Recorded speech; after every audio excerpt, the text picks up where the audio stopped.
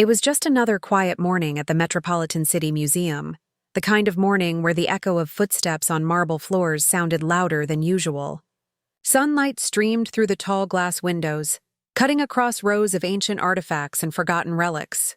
Among the visitors, security guards, and curators, there was one person who almost nobody noticed, a cleaner named Daniel Morris. He moved silently, mop in hand, his uniform slightly faded, his eyes often drifting to the exhibits more than to the floors he was supposed to be cleaning. To most, Daniel was invisible. But that morning, he was about to see something no historian or archaeologist had ever noticed before. Daniel had worked at the museum for almost 15 years. He knew every corner, every shadow, every flicker of the old security lights. While most of his coworkers spent their days discussing research or cataloging new discoveries, Daniel listened. He listened to their theories, their arguments, their excitement over rare finds. He might not have had a degree, but he had curiosity, something that had kept him watching, wondering and quietly learning. In the East Wing, a new exhibit had just opened, a collection of artifacts recently unearthed from an ancient temple site in northern Egypt. Among them was a large stone tablet covered in faded hieroglyphics. The museum's experts had declared it an ordinary ceremonial tablet, nothing groundbreaking. But Daniel couldn't help feeling drawn to it. Every time he passed by to wipe the glass case or polish the floor, his gaze lingered on one strange marking, a spiral symbol that didn't look like the rest. One night, while cleaning after hours, Daniel noticed something odd. The lights in the hall flickered for just a moment, and when they came back on, the spiral symbol on the tablet seemed to shimmer faintly. He blinked, rubbed his eyes, and stared again. It was still there, glowing, almost breathing with life. He leaned closer, pressing his face near the glass. The spiral seemed to move, like a ripple across water. Then, just as suddenly, it stopped. Daniel laughed nervously, convincing himself it was just a reflection. Maybe from his cleaning cart's light. Still, curiosity itched at him. The next day, he mentioned it to one of the junior curators, a young researcher named Amira Patel, who often worked late hours cataloging items. Amira smiled politely but didn't take him seriously. "It's probably the lighting," she said, returning to her notes. Daniel nodded, pretending to agree, but he couldn't shake the image from his mind. A few nights later, the same thing happened, but this time, it was different. As he passed the tablet, he heard a faint sound. It wasn't from the lights nor from the air vents. It was like a whisper, a soft hum, deep and rhythmic, almost like a heartbeat. Daniel froze, his mop slipping from his hand. The sound seemed to pulse from within the stone itself. He leaned closer again, and this time he noticed something that made his skin prickle. The spiral wasn't carved like the rest of the symbols. It was etched deeper, almost too precise, like it didn't belong to the same era. Daniel stayed late that night, staring at the tablet long after his shift was over. When he finally went home, he couldn't sleep. He searched online for similar symbols, digging through old photographs, research papers, and museum records. He found a handful of references, all vague, all connecting the spiral to something called the Eye of Time. According to legend, it was a symbol used by an ancient sect of temple scribes who believed the past and future were bound together through sacred geometry. The symbol, they said, was a key, a way to speak across time. The next morning, Daniel returned to the museum early, his mind racing with possibilities. He approached Amira again, showing her the images he'd found. "Look at this," he said eagerly. "It matches the one on the tablet. What if this isn't just decoration? What if it's a message?" Amira frowned, humoring him at first. But as she compared the photos, a hint of surprise flickered in her eyes. "It's interesting," she admitted. "But these legends aren't taken seriously by historians. We rely on evidence, not myths." Daniel nodded again, disappointed but undeterred. He spent the next few days quietly observing. Each night, when the museum emptied and silence filled the halls, he returned to the tablet. The hum, the glow, it all seemed to call to him. One night, he dared to touch the glass case. The air around it felt strangely warm, almost electric. For a split second, the lights above him dimmed, and the spiral flared bright gold before fading again. Daniel stepped back, heart pounding. The next day, he tried to tell his supervisor, hoping someone would investigate. But instead of listening, they laughed. "You're a cleaner, Morris, not a scientist," his boss said sharply. "Stick to your work and leave the discoveries to the experts." The words stung. He wanted to argue, but he didn't. He simply nodded and returned to mopping the same floors, the same hallways, pretending he hadn't seen anything at all. But deep inside, something had changed. The museum didn't feel the same anymore. Every artifact seemed alive with hidden meaning. The faces on the statues seemed to watch him. The hieroglyphs, once silent, now whispered in patterns he couldn't quite understand. He began noticing other odd things too. Tiny vibrations in the floor near the tablet room, the faint scent of burned incense, even though no one had used any. Amira began noticing Daniel's distracted behavior. One evening, as she was leaving, she saw him standing alone by the tablet, staring intently. "You're still thinking about it, aren't you?" she asked softly. He hesitated, then nodded. "I can't explain it," he said, "but it feels like it's trying to tell us something. Like it's waiting." That night, Amira decided to stay behind. Together, they watched the tablet under dimmed lights. Hours passed with nothing happening until midnight struck. Then, the spiral began to glow again, brighter than ever before. The hum returned, louder this time, echoing through the empty hall. The two exchanged frightened glances. Suddenly, faint lines began to appear around the spiral, symbols forming, rearranging themselves as if being written by an unseen hand. Amira gasped. "This isn't possible," she whispered. Daniel stepped closer, mesmerized. "It's showing us something," he murmured. The tablet pulsed again, casting ripples of golden light across the glass. For a brief moment, the reflection of the museum's hall vanished, and in its place appeared a vision of a vast desert temple under a blood-red sky. They both stumbled back, speechless. Then, as quickly as it began, the vision disappeared. The tablet went dark. The hum stopped. Silence returned. Daniel looked at Amira, his heart racing. "You saw that, right?" he asked. She nodded, pale and trembling. "Yes," she whispered. "And whatever that was, it wasn't just light." The next morning, word spread that something strange had happened in the East Wing. The security cameras had glitched at exactly midnight, and several electrical systems had shorted out. When museum officials reviewed the footage, they saw Daniel and Amira staring at the tablet. But the video cut to static just as the glow began. Now, everyone in the museum is talking. Some say it was a power surge. Others whisper about ancient curses and hidden codes. But Daniel knows what he saw, and deep down he knows the tablet isn't just an artifact. It's a message, a doorway, a secret waiting to be uncovered. And the strangest part? Since that night, the spiral has started to change again. A new symbol forming at its center, one that no one can yet translate. Something ancient has awakened. Something that was never meant to be found. But Daniel has already touched the mystery. And now it might be too late to turn back. For days after that strange night, Daniel couldn't think about anything else. Every time he closed his eyes, he saw the glowing spiral, the shifting symbols, the image of that temple under the red sky. He replayed it again and again in his mind, searching for something he might have missed. The museum carried on as usual. Visitors came and went, children pointed at dinosaur bones, and tour guides repeated the same practiced lines. But to Daniel, everything felt different now. The building seemed to hum with quiet energy, as if it was holding its breath. Amira tried to stay focused on her research, but she couldn't shake the memory either. The rational part of her wanted to dismiss it, to call it a shared illusion caused by stress or fatigue. But deep down, she knew what she saw. Still, she avoided talking about it openly. The museum's administration had already brushed off Daniel's earlier warnings. She didn't want to risk her reputation by supporting him, yet something inside her whispered that there was more to uncover.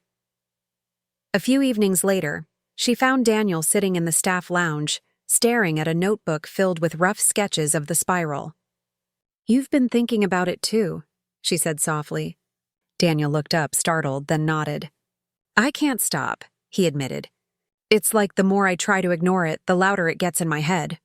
He flipped through the pages, showing her his drawings. "I've been trying to copy the markings that appeared around it that night. But they keep changing. Every time I look at the tablet, it's slightly different. Like it's alive." Amira frowned. "Are you sure? Maybe it's your imagination." Daniel shook his head. "No, I checked the security footage again. Even though the cameras glitched, the timestamps show the case's internal temperature spiked for 3 minutes. Something happened." That got her attention. Amira leaned closer. "Wait, how did you access the footage?" Daniel hesitated, then said quietly, "I know one of the guards. He let me look, off the record." He could see her hesitation, but she didn't scold him. Instead, she sighed. "If that's true, then this is serious. Artifacts don't just emit energy for no reason." The two decided to keep their investigation quiet. They met late at night, after closing hours, moving carefully so the cameras wouldn't catch them lingering too long in one place. Daniel started noticing other details, tiny hairline cracks forming on the base of the tablet's display case, faint marks on the glass that looked almost like fingerprints but weren't. Amira brought specialized scanning tools from her department, pretending they were for another project. As they studied the tablet up close, she noticed that the stone didn't match the quarry records listed in the museum's files. "This isn't the same limestone from the dig site," she murmured. "It's older, thousands of years older." That realization sent a chill through both of them. If the tablet didn't come from the site it was supposed to, then where had it come from? And why was it placed there without anyone noticing? Daniel began digging into the shipment records, using old maintenance logs to trace when the tablet had arrived. According to the documents, it was delivered along with several crates of pottery fragments 6 months earlier. But one crate had no proper labeling, just a faded tag with an unrecognizable symbol. When he compared it to his sketches, his stomach tightened. It was the same spiral. Meanwhile, Amira found something even stranger. Deep in the museum's archives, she uncovered an old research note from the 1920s, a field report written by an archaeologist named Dr. Henry Alcott. It mentioned an artifact bearing a spiral of unknown origin, believed to predate the earliest dynasties. The note ended abruptly, the rest of the pages missing. When she showed it to Daniel, his hands trembled slightly as he read. "Maybe this isn't the first time it's been found," he whispered. "Maybe it's been passed around, hidden, until now." They decided to contact one of Amira's former professors, Dr. Ahmed El-Sayed, an expert in ancient symbology. She sent him photographs of the markings, careful not to mention where they came from. His reply came a day later, brief and unsettling. "If this is authentic, destroy it immediately." That symbol is not a myth. It's a warning. The message left both of them shaken. Daniel paced the small break room, trying to make sense of it. "A warning about what?" he asked. Amira could only shake her head. He wouldn't explain. "I tried calling, but he refused to talk further." He sounded scared. That night, Daniel couldn't sleep. He returned to the museum after hours, telling the security guard he left his phone behind. The halls were dark, the air heavy and still. When he reached the east wing, the tablet stood quietly in its glass case, looking almost ordinary. Yet as he approached, the lights flickered again. The same low hum filled the air, like a vibration deep within the walls. This time, Daniel didn't step back. He stood firm, his reflection merging with the tablet's shadow. The spiral began to glow faintly, and for a moment he thought he saw his own face reflected back, not as he was now, but older, weathered, with strange markings across his skin. The vision lasted only a second before fading. Daniel staggered back, heart pounding. The next morning, Amira found him pale and restless. "Something happened last night, didn't it?" she asked. He didn't answer right away.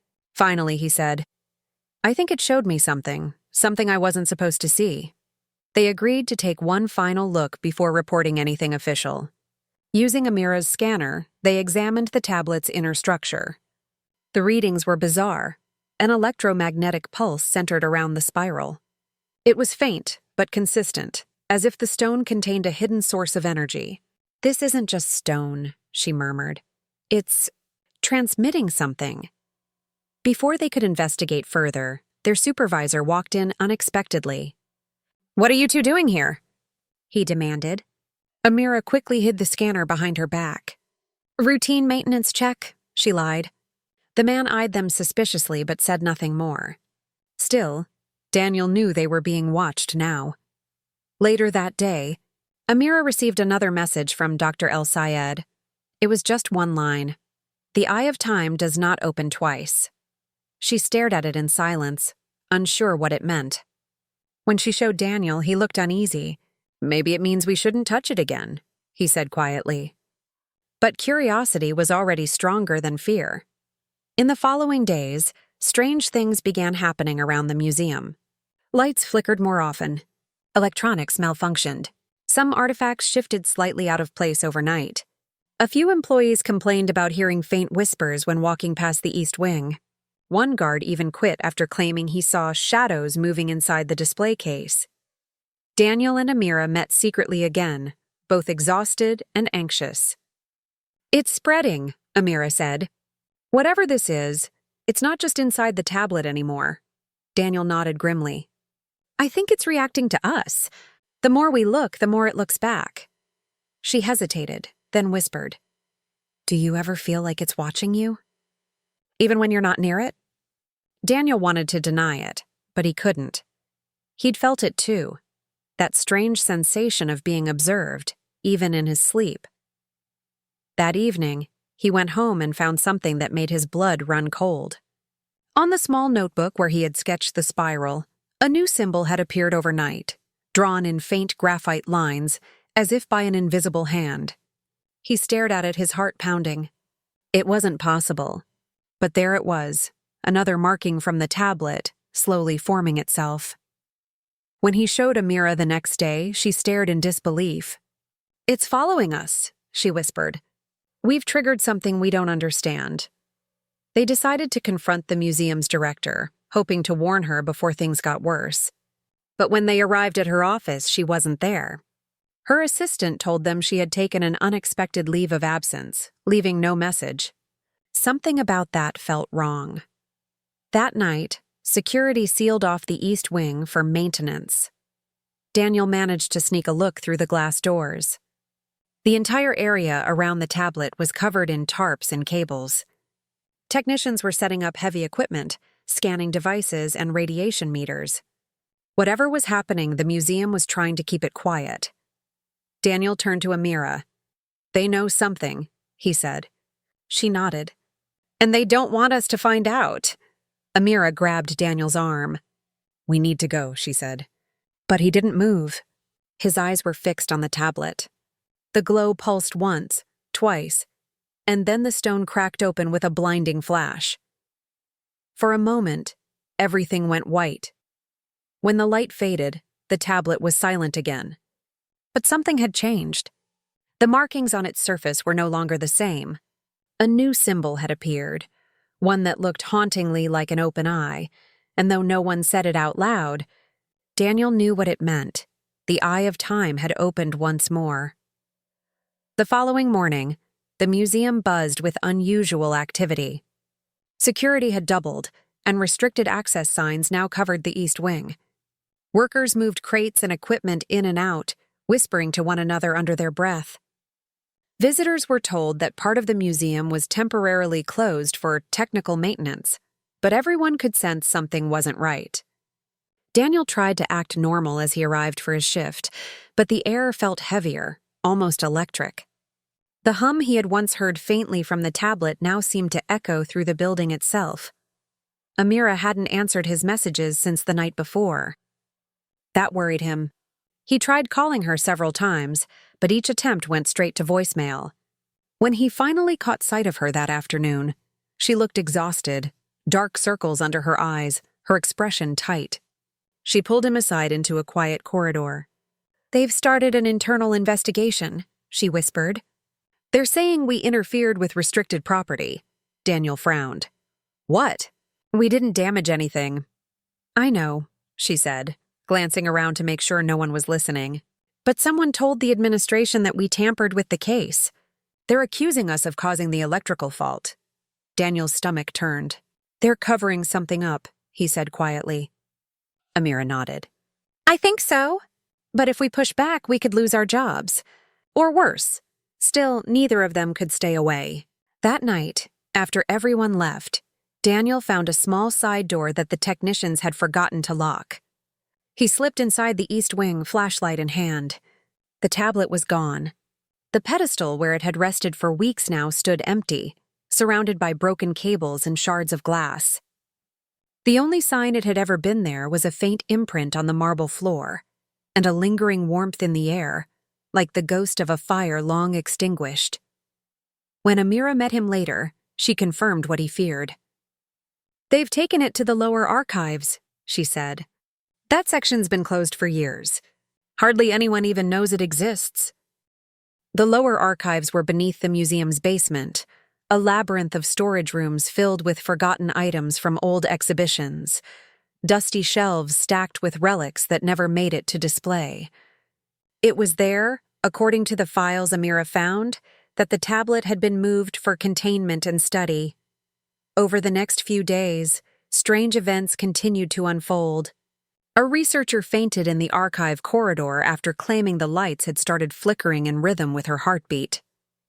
One of the guards said he heard a voice whispering his name, even though no one else was there.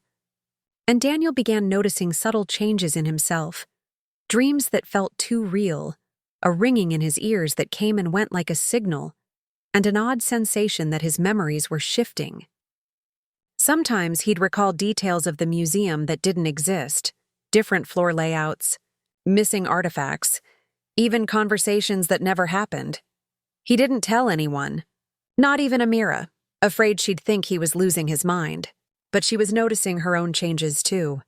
One evening, while reviewing her photos of the tablet, she realized that the markings had rearranged themselves. The image she'd taken only a week earlier now showed symbols that hadn't been there before. Somehow, the data itself was changing. Desperate for answers, Amira reached out to Dr. El Sayed again, sending him the new images. This time, he didn't reply with text. He called her directly, his voice tense and urgent. "You have to stop," he said. "That artifact is not what you think. The Eye of Time isn't a relic, it's a device. And every time it activates, something shifts.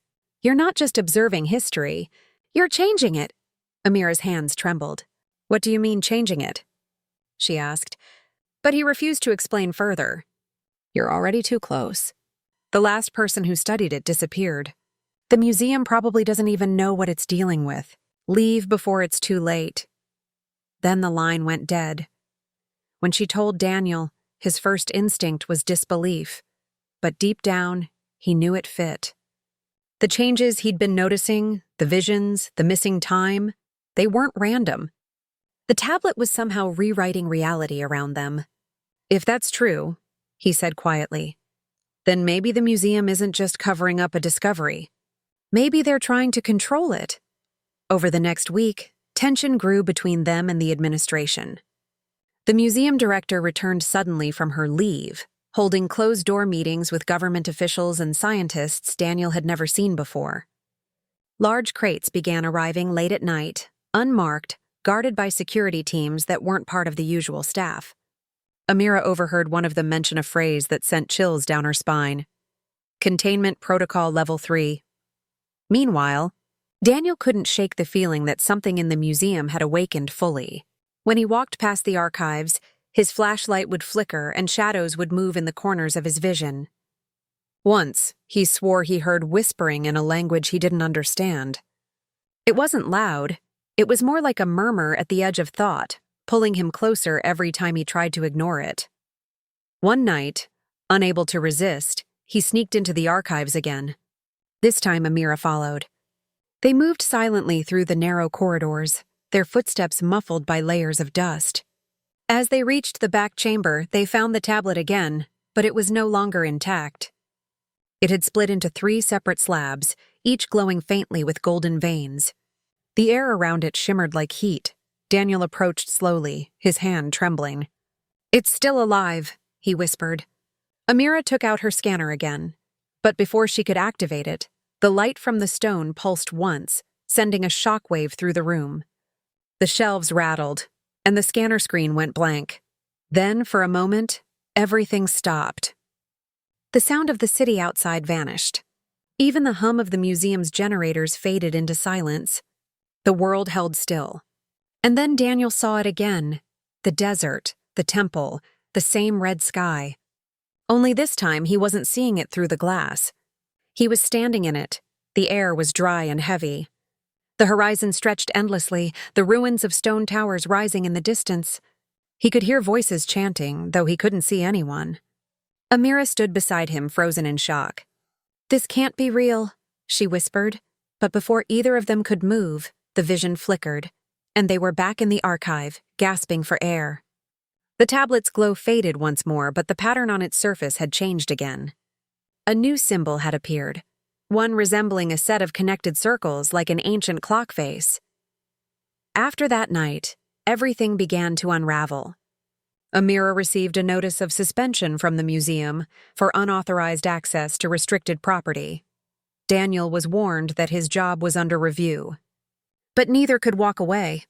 They met secretly at a nearby cafe, comparing notes and trying to piece together the puzzle. Amira revealed something new she had found, a forgotten report from 1973, mentioning a failed expedition funded by the same museum. The lead archaeologist had vanished after uncovering an artifact believed to distort time, perception. The last recorded coordinates of that dig matched the same region in Egypt, where the tablet supposedly came from. Daniel listened in silence, then said, "What if the museum knew all along? What if every time this thing appears, they try to hide it before anyone understands what it can do?" Amira nodded slowly. "And what if it's not meant to be hidden?" The question lingered between them. Both of them knew that whatever the Eye of Time truly was, it wasn't just a relic. It was something much greater, something that could alter reality itself. But with every new discovery came a cost. Daniel's dreams were growing darker. His reflection sometimes delayed in mirrors, and once, he caught a glimpse of his own face smiling back when he wasn't. Amira started experiencing gaps in memory, missing hours during the day, forgotten conversations, and strange symbols appearing in her notes that she didn't remember writing. They began to wonder if the tablet was not only rewriting time around them, but also inside them. One evening, while reviewing her data, Amira found something she hadn't noticed before. Hidden within the digital noise of the scanner readings was a faint signal, a repeating pulse pattern that, when translated into sound, formed a human voice whispering a single phrase, "The eye remembers." When she played it for Daniel, his expression turned pale.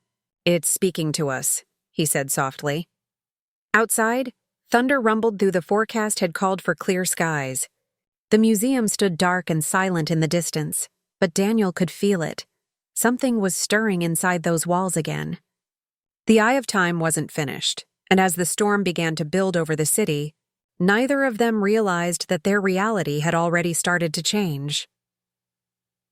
Rain tapped steadily against the museum's glass roof that night, the sound echoing faintly through the empty halls.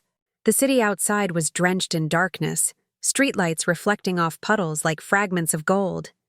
Inside, the museum was quiet, too quiet. Daniel stood by the service entrance waiting for Amira, his heart pounding harder than he wanted to admit. They had agreed this would be their last visit. Too many questions had gone unanswered, and both knew the museum was hiding something big. But more than curiosity pulled them back. It was that haunting sense of unfinished truth, the feeling that the Eye of Time wasn't done with them yet. When Amira finally arrived, her coat soaked and hair clinging to her face, she didn't speak right away. She looked tense, almost afraid. "They've moved it again," she whispered. "I overheard 2 guards talking. The tablet's being prepped for transport out of the city tonight." Daniel's stomach twisted. Transported where? I don't know, she said, glancing nervously down the hallway. But it's not going to another museum. The documents I saw had a government seal. It's classified now. For a moment, neither spoke. The only sound was the rain and the faint hum of the building's generators. Then Daniel said what they were both already thinking. If they take it, we'll never see it again. Amira nodded. Then we have one chance left to find out what it really is. They moved quickly and silently through the corridors, avoiding cameras where they could. Daniel led her through a narrow maintenance passage that only staff knew about, a forgotten route between storage areas. The air was thick with dust, and every step echoed like a warning. When they reached the lower archives, the air felt different. Warmer, heavier. The metallic scent of ozone hung in the air, like the moment before lightning strikes. The door to the restricted section was locked with an electronic keypad, but Amira had already come prepared. From her pocket, she pulled out a small device she'd borrowed from a lab technician, something designed to override digital locks. Within seconds, the door clicked open. Inside, the room was dim, lit only by the faint glow of the emergency lights. Crates lined the walls, each marked with coded labels, and in the center of the floor stood the tablet, or what was left of it. The 3 stone slabs had been placed in a circular frame made of steel and glass, surrounded by wires, sensors, and strange equipment that looked far beyond anything the museum should have had. Daniel stepped closer, his breath shallow. The slabs pulsed faintly with light, like slow heartbeats. "It's alive again," he whispered. Amira crouched by the frame, scanning the setup. "They've connected it to something," she said. "It's like they're trying to draw power from it." She pointed to a control unit nearby. "This isn't just research anymore. They're testing it."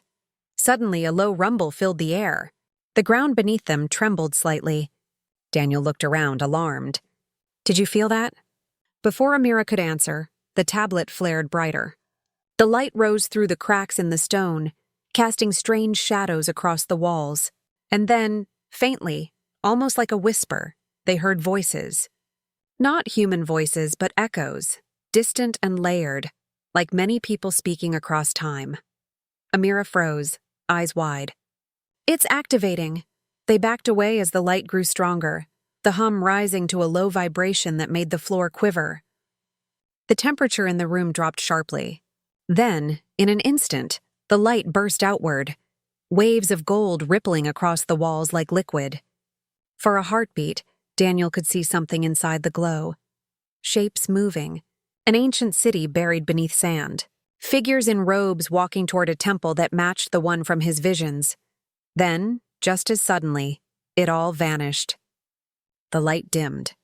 The room went still. Daniel exhaled shakily, realizing his hands were trembling. "Did you see that?" Amira nodded slowly. "It's showing us memories. Or maybe windows into the past." Before they could process what they'd seen, a loud metallic clang echoed through the corridor outside. Footsteps, voices, someone was coming. Amira's eyes darted to the door. "Security," she whispered. "We have to hide." They slipped behind a row of storage crates just as the door swung open. 2 men in dark suits entered, followed by another wearing a museum ID badge, one of the senior administrators. Their conversation was low but urgent. "The readings spiked again," one of the suited men said. "It's becoming unstable. If this continues, we'll have to relocate immediately." The administrator nodded nervously. "We can't contain another surge like last night. The last time it activated, half the monitoring equipment shorted out." Daniel and Amira exchanged glances. So the tablet had been active before. The museum had known and kept it secret. What about the cleaners? One of the men asked suddenly. "Morris and Patel. They've been asking questions." Daniel's chest tightened. "They're being watched," the administrator replied. "If they come near this level again, detain them." The men turned and left, the door closing behind them. Silence returned, but it was a different kind of silence now, thick, dangerous. Amira exhaled slowly. "We can't stay much longer," she said. "But before we go, I need to see what's in the control logs." She hurried to the console and began scrolling through the files. Lines of code and graphs filled the screen, most labeled with timestamps. "These readings," she murmured, "they show fluctuations every time the tablet activates. But look at this," she pointed to one entry. "This spike isn't from here. It's coming from another location, coordinates matching the original dig site in Egypt." Daniel frowned. "So there's another one? Maybe part of the same structure," she said. "Or something reacting to it. Whatever it is, it's connected." Suddenly, the monitor flickered. The graphs disappeared, replaced by a blank black screen. Then, in glowing letters, words began to appear. Slowly, one by one. "The eye opens when it is seen." Amira froze, her fingers hovering over the keyboard. "That's not in the system," she whispered. Before Daniel could respond, the power cut out completely. The room plunged into darkness. For a moment, all they could hear was their breathing. And then, faintly, the hum began again. This time, it was everywhere.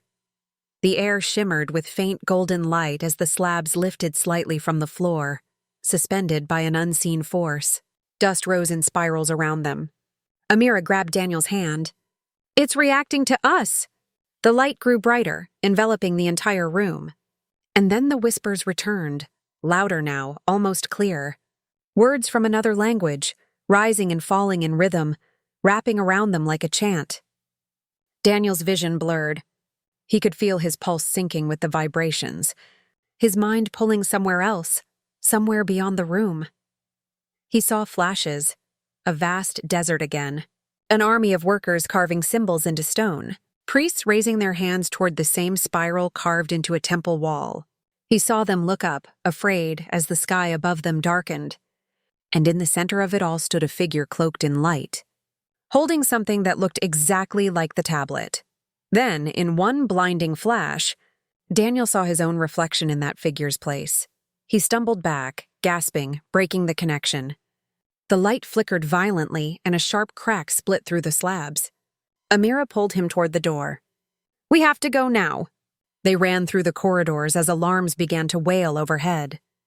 Red lights flashed along the walls, and emergency shutters started closing one by one. The building shook as a deep rumble rolled beneath their feet. By the time they reached the main hall, the power had returned in flickering bursts. The exhibits loomed in the dim light, their glass cases reflecting the chaos. Amira clutched the data drive she'd pulled from the console before they escaped. "This has everything," she said breathlessly. "If we can get it out, maybe someone will believe us." Daniel nodded, though his eyes were drawn back toward the east wing. He could still feel it, the pulse of the tablet, faint but steady, like a heartbeat buried deep below.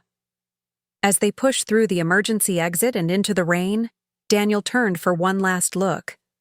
Through the storm, he could see the faintest glow emanating from the museum's lower windows, gold and steady, like the eye of time was still awake, watching. And somewhere inside, unseen by anyone, the slabs began to realign themselves, forming a perfect circle. The symbols shifting one final time. A single new marking appeared in the center, pulsing softly. It was a date, and it matched tomorrow. The rain had not stopped by morning. The city woke under gray clouds that pressed low and heavy over the skyline, and the museum stood like a silent fortress at its heart. Daniel hadn't slept. He sat by the window of his small apartment, watching the water run down the glass, the same image of the glowing tablet replaying in his mind. The last thing he remembered before the alarms went off was that strange symbol forming on its surface. A date. Tomorrow. He stared at the note he had scribbled in his notebook the night before. "The eye opens when it is seen." Those words haunted him. Who wrote them? How had they appeared on the monitor? He flipped through the pages again, stopping when he noticed something new. A faint outline on the paper, almost like someone had traced over the spiral in graphite while he slept. But he hadn't left the notebook open. Across the city, Amira sat in her office surrounded by folders, news clippings, and maps of the Egyptian excavation sites. Her phone buzzed nonstop with messages from colleagues asking about the museum lockdown, but she ignored them all. She couldn't stop thinking about the date. What would happen tomorrow? Was it another activation? A disaster? Or something even worse? She plugged in the data drive she'd taken from the lab and opened the files. Lines of encrypted text filled the screen, but one folder stood out, marked with the same spiral symbol. Inside were dozens of reports from decades past, all labeled with the same name: Project Seraph. The earliest entries dated back to the 1950s, long before either of them were born. As she scrolled through, her heart began to race. The documents described repeated temporal anomalies surrounding ancient artifacts found in multiple excavation sites, objects capable of distorting time, perception and producing electromagnetic surges similar to the ones the tablet emitted. One line made her blood run cold. Subject 3 activation caused localized time displacement event. Containment failed. Survivors report overlapping realities lasting 43 seconds. Amira quickly printed the files and called Daniel. "You need to see this," she said. "It's bigger than the museum. They've been studying this for decades." When Daniel arrived an hour later, she spread the papers across the table. "Look at these," she said, pointing to a faded photograph. It showed a group of scientists standing beside a broken tablet almost identical to the one in the museum. They found another one in 1956. It caused some kind of time distortion, and then the team just vanished. The project was shut down, officially due to funding issues, but this document says otherwise. She handed him another sheet. They called it the second eye. Daniel frowned. "Second eye? You think ours is the first?" "I don't know," she admitted. "But whatever this is, it's not unique. And if that date means something's coming, then we don't have much time to figure it out." Before Daniel could respond, her computer screen flickered. A video window opened automatically, playing grainy black and white footage. It showed a desert site, tents, equipment, people working. Then the image shook violently. The camera tilted toward the horizon, where a golden flare rose from the sand. The footage cut abruptly to static, but for a moment, Daniel thought he saw the same spiral glowing in the distance. Amira froze. "That video wasn't in the folder," she whispered. "It just appeared." Daniel leaned closer, staring at the screen. "Someone doesn't want this buried anymore." They decided to go back to the museum one last time, this time during daylight, hoping the chaos from the previous night had settled. When they arrived, police tape stretched across the entrance. News vans were parked outside, and reporters swarmed the steps. Apparently, a small explosion had occurred in the archives overnight, though officials claimed no one was injured. The public explanation was simple: a power surge, nothing more. But Daniel and Amira knew better. They circled around to the service entrance, slipping through an alley behind the building. The back door was locked, but Daniel still had his staff key card. When they entered, the museum was eerily silent. The lights flickered occasionally, and faint scorch marks lined the walls near the east wing. As they crept toward the archives, a faint metallic sound echoed from ahead. Someone was already there. Peering through the shadows, they saw a man kneeling near the remains of the tablet frame, inspecting the cracked floor. He wore a dark trench coat, his movements precise and deliberate. When he turned, they caught a glimpse of his face, older, sharp-featured, with deep lines around his eyes. "Dr. El-Sayed," Amira whispered. The man looked up sharply, hearing her voice. "You shouldn't be here," he said, his tone calm but urgent. "It's too late to stop it now." Amira stepped forward. "Stop what? You knew about this all along, didn't you?" He hesitated before answering. "You think the Eye of Time is an artifact. It's not. It's a beacon." Daniel frowned. "A beacon for what?" "For itself," El-Sayed replied.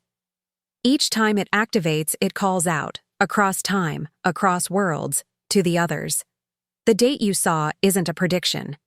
It's a synchronization point," Amira's heart pounded. "You mean the other tablets?" He nodded. "There were 7 created, scattered across different ages. When one awakens, the others respond. The alignment tomorrow will open a connection between them all. That's what Project Seraph tried to prevent, and failed. Daniel stepped closer. If it's calling the others, what happens when they connect? El Sayed looked at him gravely. Reality resets. The words hung heavy in the air. Daniel shook his head. Resets? You mean everything? The eye's purpose was never meant for human hands, El Sayed said. It was built to preserve knowledge by rewriting the world's timeline whenever destruction threatened it. But if it activates now, without balance, it won't save history. It will erase it. Amira's voice trembled. Then we have to stop it. The old man gave a tired smile. You can't stop what's already begun, but you can decide whether it remembers you. Before they could ask what he meant, the ground shuddered again. A deep, resonant hum filled the air, the same sound Daniel had heard before. Lights along the corridor flickered violently and the temperature dropped. The golden glow began to seep from the cracks in the floor, spreading in thin lines that pulsed like veins of light. It's starting, El Sayed said, stepping back. The connection's forming. You have until sunrise before the alignment is complete. Then, without another word, he turned and walked toward the exit, disappearing into the shadows. Amira stared after him, stunned. Did he just leave? Daniel didn't answer. His eyes were fixed on the cracks glowing beneath their feet. If he's right, we don't have much time. They raced back to the main hall, where a strange vibration filled the air. Visitors outside began shouting as the lights inside flickered wildly. The massive clock above the entrance froze at exactly 11:11, the same minute it had stopped the night before. The air rippled with energy, and Daniel felt that same dizzying pull in his chest. Amira grabbed his arm. We need to get out, but... Daniel was staring at one of the ancient Egyptian statues nearby. Its carved eyes, once still and lifeless, were glowing faintly gold. The same spiral pattern began to appear on its surface, slowly rotating. Amira, he whispered, backing away. It's spreading beyond the tablet. The glow grew stronger, jumping from one artifact to another, like a chain reaction. The hieroglyphs on the walls shimmered, rearranging themselves. Every relic seemed to wake up at once. The entire museum trembled. Alarms blared, glass shattered.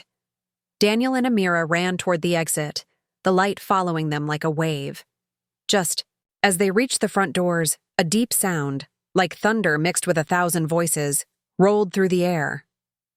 Daniel turned back for one last look. The golden light had filled the entire hall, swirling upward into a vortex of symbols. And in the center of it, faintly visible, was a reflection of the desert temple again. The same one they had seen before, only now it looked closer, clearer, almost real. The date burned in his mind. Tomorrow. And for the first time, Daniel realized that maybe tomorrow wasn't coming at all. The night was silent, except for the wind whispering through the cracks of the museum's broken doors. Daniel and Amira stood at the edge of the glowing vortex, breathless and trembling. The golden light that had filled the grand hall was swirling faster now, forming shapes that flickered between symbols and visions, moments from the past, glimpses of the future, and faces neither of them recognized. Time itself felt alive, bending and folding around them like a living thing. Daniel clutched the notebook to his chest. If this thing resets reality, he said, his voice shaking, then we have to anchor something to survive it. Something that can remind the world of what happened. Amira nodded, but her eyes were locked on the vortex. El Sayed said we can't stop it. But what if he was wrong? What if the eye doesn't want to erase everything? It just wants to be understood. The words echoed strangely in the air, and for a moment, Daniel thought he heard the same low hum respond, like the eye itself was listening. The floor cracked again, and a beam of light shot upward through the museum's glass dome, piercing the storm clouds outside. Sirens blared in the distance. Helicopters circled overhead. But none of that mattered now. Inside, time had begun to dissolve. Amira stepped closer to the vortex, her hair whipping in the wind. She could see fragments within it, cities rising and falling, empires turning to dust, the same patterns repeating over and over. "It's a loop," she murmured. "History keeps resetting, and no one remembers. That's why civilizations vanish without explanation. The eye rewrites them." Daniel's throat tightened. "So this is how it ends?" She turned to him, her face pale but steady. "Not if we rewrite it ourselves." She reached into her pocket and pulled out the small data drive, the one containing the files about Project Seraph. "This drive holds everything we know about the eye. If we can feed it into the core before the reset, maybe it'll carry our record forward. Maybe someone, or something, will remember." Daniel stared at her, realization dawning. "You're saying we use the eye's own power to save the truth?" Amira nodded. "It's the only way." They approached the center of the hall, where the floor glowed brightest. The spiral had expanded into a massive circular pattern etched with ancient symbols, each pulsing with energy. Daniel felt his body shake as the hum grew deeper, vibrating through his bones. When he stepped onto the glowing ring, everything around him slowed. Dust floated like snowflakes. Even the sound of his own breath stretched and warped. Amira followed, holding the drive tightly. The light reacted to her presence, flickering faster as if recognizing her intent. "It's responding," she said softly. "I think it knows we're trying to help." Suddenly, the vortex convulsed. A blinding flash erupted, and a figure appeared in the center of the light. Daniel shielded his eyes, but when the glare softened, he saw it wasn't El Sayed. It was someone else. A woman, dressed in ceremonial robes, her face calm but sad. "Who are you?" Amira called out. The figure's voice echoed like a memory. "The eye remembers all who have touched it. I am its guardian, its first witness. You have awakened it too soon." Daniel stepped forward. "We didn't mean to. We just want to stop it from destroying everything." The woman looked at them both with something close to pity. "It cannot be stopped, only directed. Each age must choose what to preserve." Amira held up the drive. "Then preserve this, our knowledge, our story. Let the next world remember what happened here." The guardian studied her for a long moment. Then, with a faint smile, she raised her hand. The drive lifted from Amira's palm and floated toward the light, dissolving into golden dust. "It is done," she said. "But understand this. Memory comes with cost. To preserve truth, one of you must stay behind as its keeper." Daniel froze. "Stay behind? You mean be trapped?" The guardian's eyes softened. "The eye requires a witness to anchor the memory. Without one, the record fades into silence." Amira looked at Daniel. For a long moment, neither spoke. They both knew what it meant. Finally, Daniel took a step forward. "I'll do it," he said quietly. "This started because I found it. If someone has to stay, it should be me." Amira shook her head. "No, you can't. I have to," he insisted. "You're the one who can explain this to the world if it ever comes back. You're the voice it needs. I'm just the janitor who stumbled into something too big." She grabbed his hand. "You're more than that, Daniel. You're the reason we got this far." The vortex flared again, pulling them both toward the center. The museum around them began to vanish, its walls fading into light. Daniel could barely see Amira now, just her outline against the storm of gold. "Go," he shouted. "Tell them the truth." Amira's tears caught the light as she was thrown backward by a burst of energy.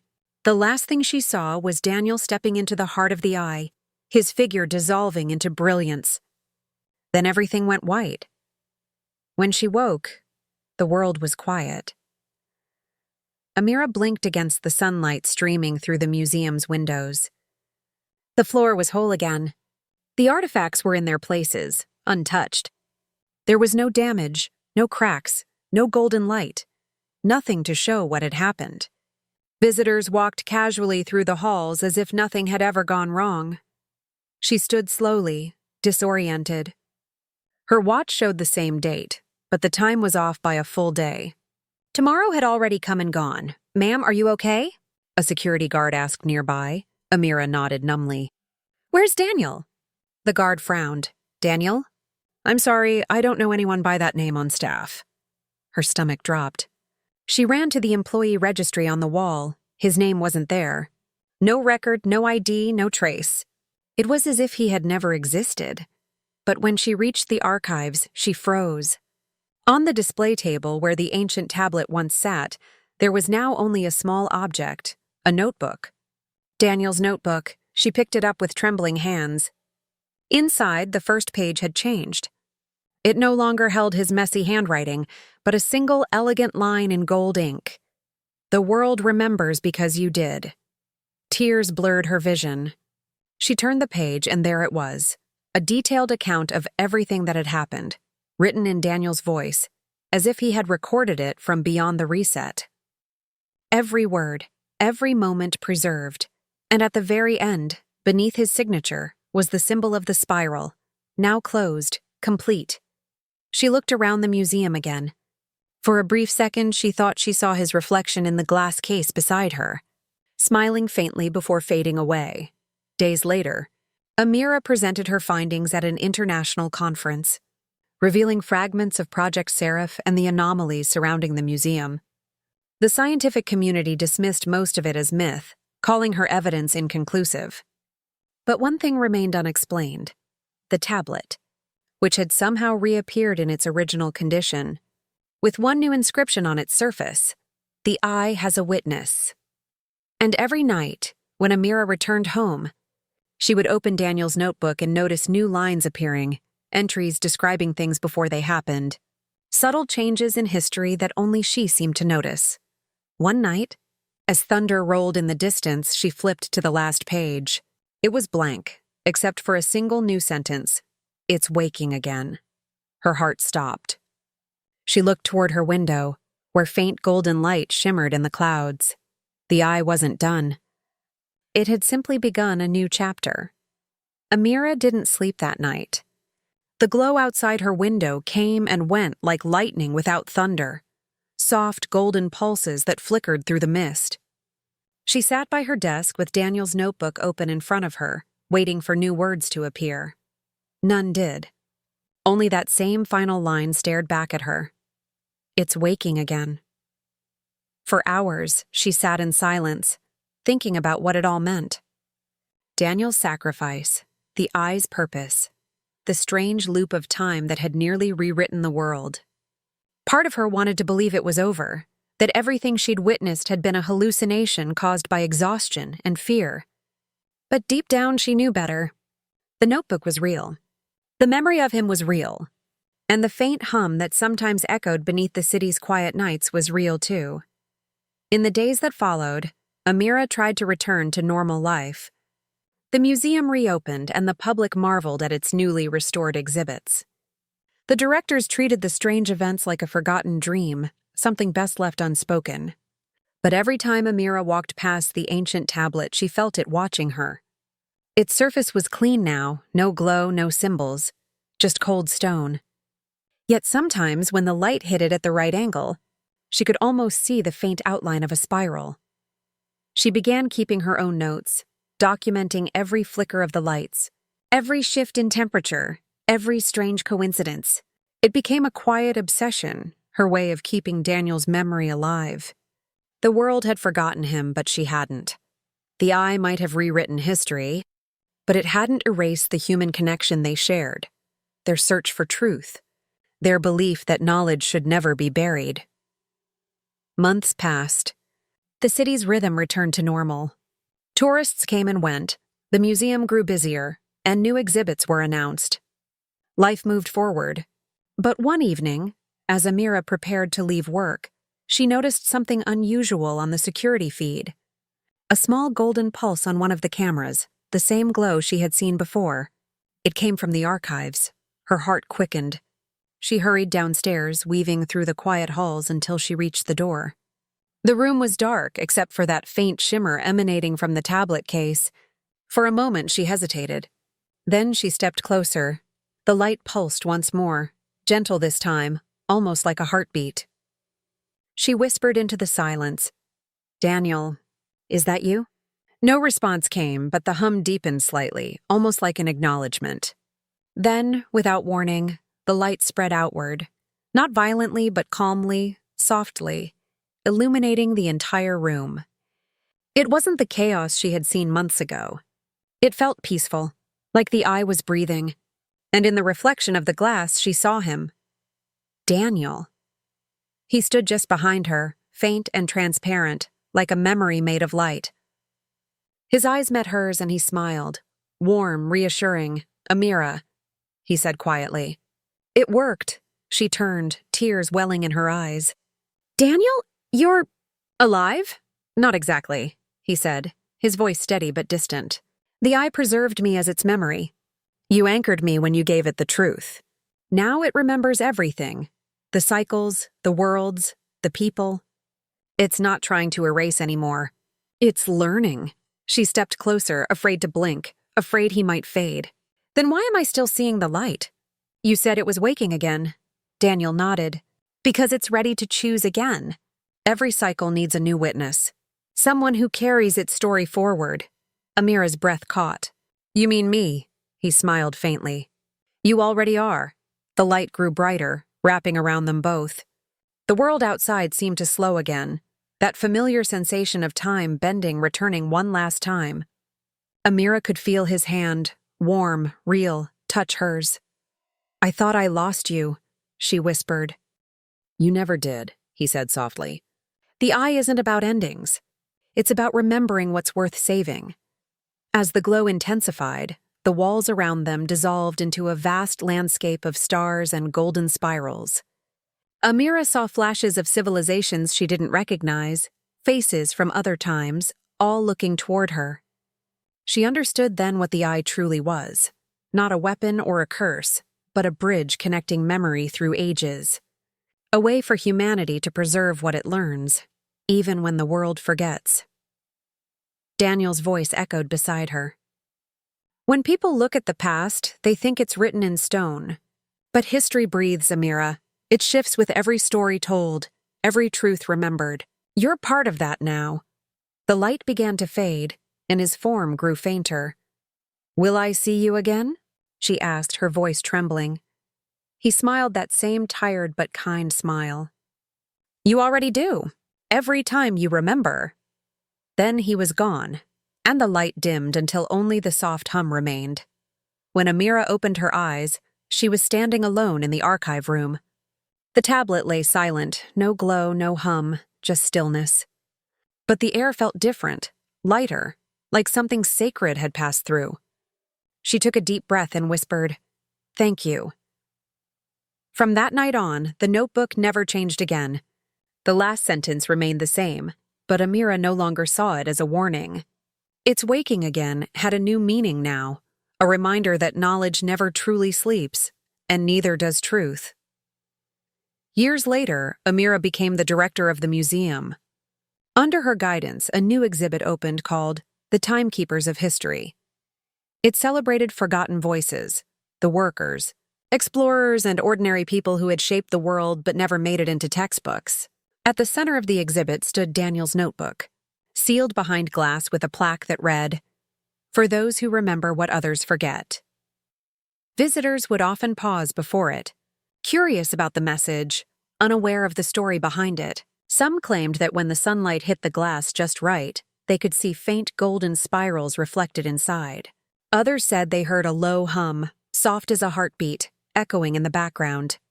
Amira never confirmed nor denied the rumors. She would only smile and say, "Every story leaves a trace. You just have to look closely enough to find it." And sometimes, late at night, when the museum was empty and the city outside lay quiet, she would walk through the halls alone. The shadows of the ancient artifacts stretched long and still, and the air would hum faintly again.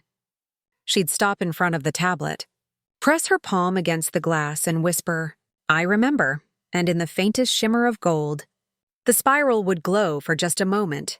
Soft, alive, eternal. The world continued forward, unaware of how close it had come to being rewritten. But perhaps that was the point. The eye had learned, as Daniel had said, that life wasn't meant to be erased. It was meant to be carried forward, story by story, through those who cared enough to remember. Years turned into decades, and generations later, children would still visit that same museum. They'd stand before the notebook, wide-eyed, asking their teachers about the mysterious eye of time. Most would leave with only curiosity, but some, just a few, would feel something stir inside them. A quiet recognition, as if part of them had been there before. Maybe that was how memory worked, not as a record, but as a ripple. A small reminder that truth, no matter how deeply buried, always finds its way back.